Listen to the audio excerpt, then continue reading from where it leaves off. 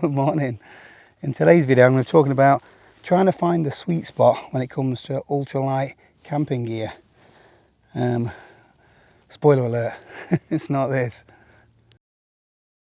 Just look how small these are. 550 grams, 375 grams, 440 grams. I don't know where the term ultralight originates from, whether it's from backpackers or whether it's marketing from some of the brands just to make something sound even lighter, whether that be super light, mega light, ultralight. The first time I went wild camping I took a military style Bergen with me, and there must have been at least 25 kilos in my pack, but now you see people have got like base weights of 3 kilos and stuff like that, which is crazy, crazy light anyway. But some of the sacrifices that they have to make to get to such a low weight, for me it's a little bit too far. This tent is a prime example of that. I will set it up quickly, I'm not going to show you me doing that, but just look at this for example. These are the tent poles for this tent. Yeah, titanium, and they weigh 1 gram each, but they wouldn't look out of place on, you know, a buffet with a mini hot dog sausage or a pickled onion on them. They're just glorified cocktail sticks. No good for holding your tent down if the wind picks up. Right, let's get this set up.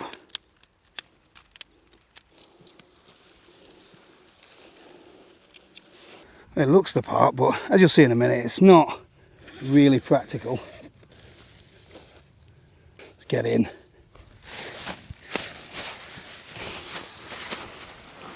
Oh, I'm only a short arse and I can't sit up in it. It might be ultralight, but it's just one of those places if you just need somewhere to sleep, and that is it. You know, you imagine I've got a sleeping pad and a sleeping bag in here. You couldn't have a thick sleeping pad in here, that is for sure. Just getting in and out of it is a chore. This is purposely a bad example. Just because something's ultralight doesn't mean that you've got to sacrifice totally on comfort. So you could get something like the Durston X Mid Pro, which weighs 440 grams, but UK seller Valley and Peak, I think it's about £860. Cheapest I've seen this one is £360 at the moment, so £500 more expensive to save 100 grams, but you are getting quite a bit more space in it. And you know, comfort is king for me nowadays, not necessarily the weight. Another option is something like, I've actually bought 2 tents with me today. I'm not going to set them both up. This is a Terra Nova Solar Photon 2.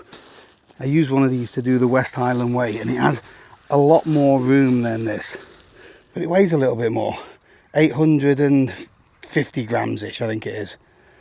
But for me personally, it was well worth taking that extra few hundred grams for a tent just to give me plenty of space. And that is it for me when it comes to hitting the sweet spot for ultralight camping. I keep saying ultralight.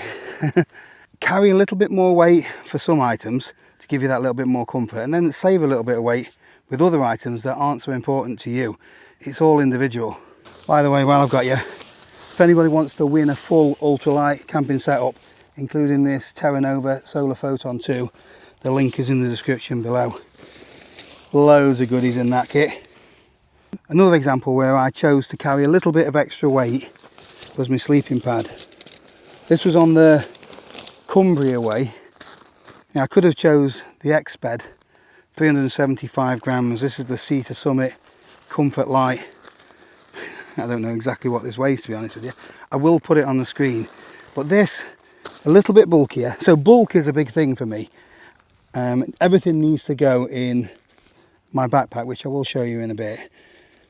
But look at the difference in size. But this gave me so much more. It's a more comfortable pad, but I could also use it and fold it over as a seat. A little bit more durable, I feel, than the X-Bed one. This is getting on a bit now. So yeah, it's all about compromises. You've probably got a different sleeping pad of choice, and it might weigh more than these, but if that is, you know, a non-negotiable when it comes to camping for you, you know, save your weight in other areas. You know, I've already shown that, you know, with this sleeping pad, this quilt, this is the Thermarest Vespa 0 degrees, and the tent. You know, the pack size is incredibly small. I could fit it in here along with another tent and another sleeping pad. This is only like a 30-litre pack, I think. So the main big items, they don't actually take up a lot of weight or a lot of space. When I did the West Island Way, there were loads of people there that were using tents that weigh 2 kilograms.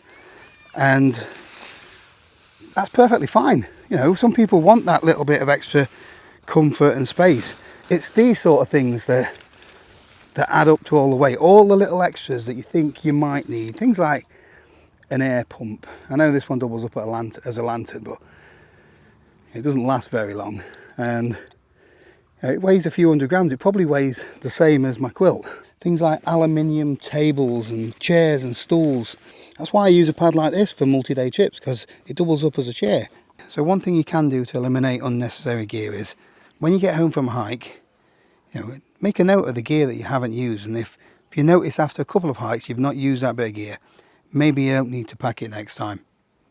The first bits of ultralight gear that I bought was a Six Moons Designs Trekker tent, which wasn't really ultralight, but it was probably about 900 grams, something like that.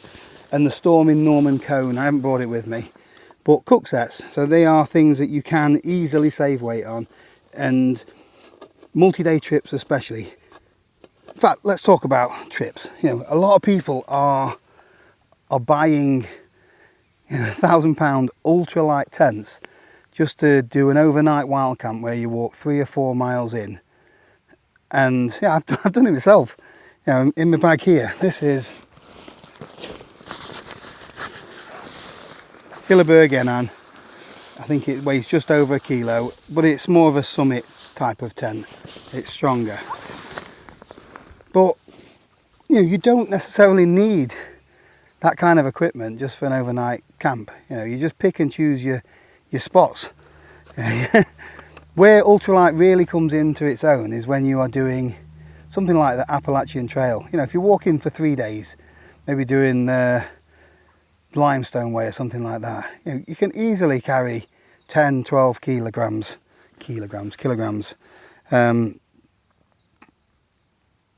I can anyway, and if I can, you can. But you see on YouTube and Facebook groups and things like that where people are saying, you know, you need to get down to a 4 kilogram base weight. This, if I get my toothbrush and saw it in half, I can save 4 grams. You know, it's really taking it a bit too far for me. Anyway, each to their own, of course. You know, you've got to hike your own hike. But personally, I've found, as I've got older, you know, the sacrifice in comfort, you know, it is not worth the weight saving. Good bit of kit, this. I've just realised I've got a really good example of that. This is a sleeping pad. It means you get a comfortable night's sleep. So this pack comes with a sleeping mat built into it. You know, it acts as the back support. Fast packers use them. These are people that do ultra marathons and things like that. Another ultra word. And that is what you're supposed to sleep on. It might weigh nothing. It offers zero comfort. And this old man just wouldn't get a good night's sleep on something like this. But I'm not an ultra marathon runner. And I don't know, to be honest, does every single gram make a difference? Let me know if you know in the comments. I know that with cycling and stuff like that, you know, when they're doing the Tour de France, every gram makes a difference. But for me, it doesn't. Look, I'm carrying, everyone knows that I'm carrying a little bit more timber than I should be. But a lot of other people do as well. You know, before you saw your toothbrushing off, can you lose a few ounces on your belly? And is that a compromise that you want to have to make? Price plays a huge factor as well. So when you look at this, it's just a smaller, lightweight Van Gogh Banshee, which you can pick up for around probably £150, something like that. And if you look on the Terra Nova website, they've got very similar tents in the Terra Nova range, which are more lightweight, and then they've got the Wild Country range, which are a little bit heavier but cheaper. So this is my favourite backpack. This is the Atom Pack's Mo EP50, and it's what I would call my ultralight backpack. It's what I use for all my multi-day trips, just because of all of the features that it's got, really. You know, I can get to my water quickly, lots of storage space and things like that. And it weighs under 1 kilogram, but it's about £300 to buy. You can get, you know, this is custom made. You can get more mass-produced packs, you know, such as Osprey, Exos and things like that, and Rab do some now that are ultra lightweight as well. Ultra lightweight packs that will do the same sort of job. But this is one of what you would call the big three. So your big three is your backpack, your shelter and your sleep system. That is the biggest area where you can save the majority of your weight on individual items. So if you've got a lighter weight pack, it doesn't have to be the lightest. You get, you know, a lightweight tent of some description, but even something that's 2 kilograms is fine. And then, you know, a lightweight sleep system. You know, I've seen now brands are getting more competitive. You know, you don't necessarily have to buy Thermarest every time now. There's lots more budget-friendly options now. A lot of them from the Far East, and a lot of them, you know, they're made in the same factory as some of these high-end brands as well. For me, this is the key thing when it comes to packing ultralight.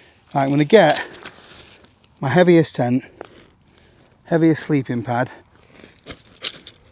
that I brought with me anyway, and a quilt. Get these in the pack. Could even put this down the side if I wanted to. In fact, I might just do that just to show you. I know a lot of people carry their tent in these pockets. Don't forget the poles. Chuck a stove in as well. A poncho. And then a fleece. Just as an example. Just look how much space is still left in there. And this, yeah, it's got a little bit of weight to it, but I wouldn't notice that on my back. And I could walk all day comfortably with that on. The problem's not this stuff. The problem is all the other stuff that you put in there. The stuff that you think you might need. Loads of people have done it, including me, paid over the odds for a lightweight shelter, just so you can fit a few extra cans of beer in there. Or, you know, you can take your tablet so you can watch a film at night. Just chuck a couple more fleeces in there just in case it gets cold. Or an extra sleeping pad just in case that one bursts. Or what if my shelter rips? You know, take an extra tent. I've still got acres of space in here. What do we fill our bags with? Let's pack our fears. Get that in there. Now this isn't too bad. Yeah, I said don't pack extra tables, but this is just a little bit of Corex. It doesn't weigh anything. You can shove down the side of your pack and it just gives you a little bit of a, you know, a work area. Put your stove on, something like that. Mine's melted a little bit. And it is nice to have one or two luxuries in your setup.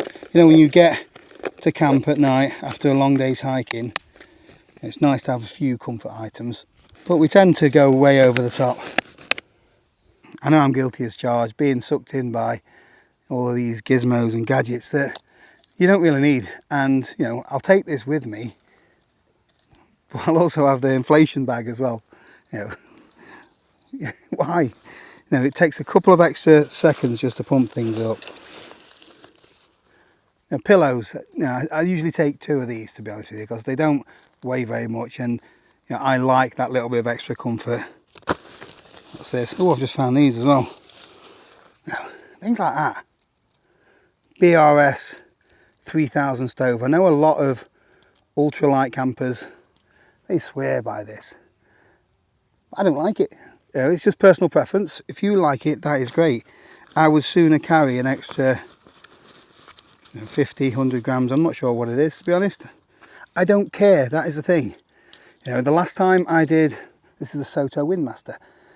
A much better stove, much more efficient, works so much better in windy conditions. I can simmer with it.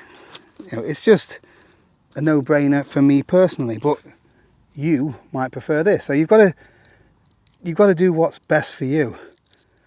So when it comes to the weights, when I did the West Highland Way, I did it with Woody. He's just done the Hope pilgrimage. I've not spoken to him since, so hope that went all right, mate.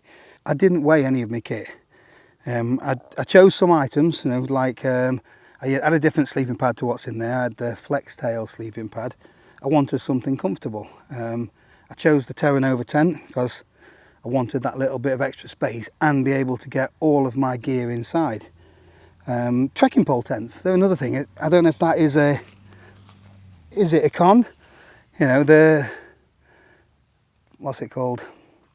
Durston X Mid Pro, 440 grams, which is really lightweight, but I know people that have bought that tent that don't use trekking poles, so they carry the trekking poles just for the shelter. And so, yeah, if you use trekking poles anyway, then a trekking pole tent's a great idea. But 444 grams isn't the true weight of an erected shelter. You know, you've either got to have the trekking poles with it, which is another couple of 100 grams at least, and then, or you're going to be, you know, making something up from tree branches and things like that. A lot of the time when it comes to lightweight gear, you're paying for specialist materials. A lot of things are custom made as well. Things like, you know, the Atom Packs pack. You know, these are hand sewn in Cumbria by real people. Also, some of the materials are more difficult to get hold of, more expensive. Things like DCF or Dyneema for some of the tents might be more difficult to work with when it comes to machining. You know, I don't think there is yet. Well, there might be. You know, a mass-produced manufacturer of DCF tents. I don't know if Durstons are made in a factory like that. I know, like Tarp Tent and some of the others, you know, it's more of a cottage company sort of thing, and so small manufacturing centres with a handful of people with sewing machines and things like that. So, you know, you're paying for that craftsmanship. We've all got different budgets, and whether you think that's worth the extra premium, that's entirely up to you. So the sweet spot for me when it comes to ultralight camping is that not everything has to be ultralight.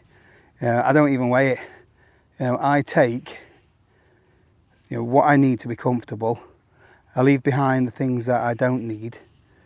Obviously, I'm not going to go out my way to take the heaviest items that I've got.